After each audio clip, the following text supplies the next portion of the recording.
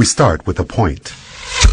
Like the point we know from geometry, it has no size, no dimension. It's just an imaginary idea that indicates a position in a system. A second point, then, can be used to indicate a different position. But it, too, is of indeterminate size. To create the first dimension, all we need is a line joining any two points. A first-dimensional object has length only, no width or depth. If we now take our first-dimensional line and draw a second line crossing the first, we've entered the second dimension.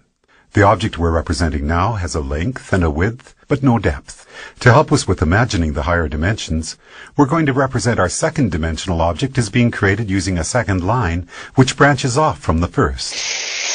Now let's imagine a race of two-dimensional creatures called flatlanders. What would it be like to be a flatlander living in their two-dimensional world? A two-dimensional creature would have only length and width, as if they were the royalty on an impossibly flat playing card. Picture this. A flatlander couldn't possibly have a digestive tract because the pipe from their mouth to their bottom would divide them into two pieces.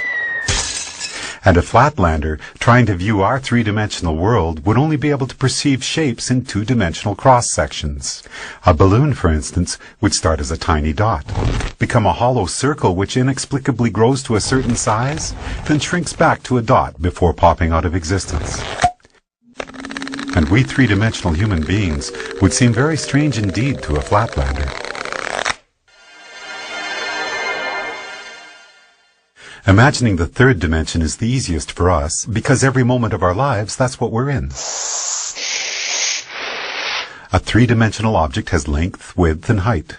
But here's another way to describe the third dimension. If we imagine an ant walking across a newspaper which is lying on a table, we can pretend that the ant is a flatlander, walking along on a flat two-dimensional newspaper world.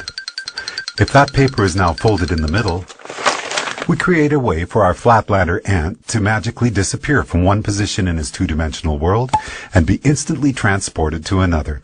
We can imagine that we did this by taking a two-dimensional object and folding it through the dimension above, which is our third dimension.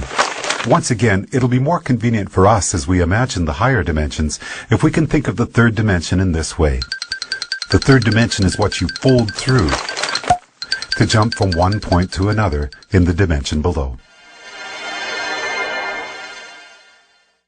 Okay, the first three dimensions can be described with these words: length, width, and depth. What word can we assign to the fourth dimension? One answer would be duration. If we think of ourselves as we were 1 minute ago, and then imagine ourselves as we are at this moment, the line we could draw from the 1 minute ago version to the right now version would be a line in the fourth dimension. If you were to see your body in the fourth dimension, you'd be like a long undulating snake, with your embryonic self at one end and your deceased self at the other. But because we live from moment to moment in the third dimension, we're like our second-dimensional flatlanders. Just like that flatlander who could only see two-dimensional cross-sections of objects from the dimension above, we, as three-dimensional creatures, can only see three-dimensional cross-sections of our fourth-dimensional self.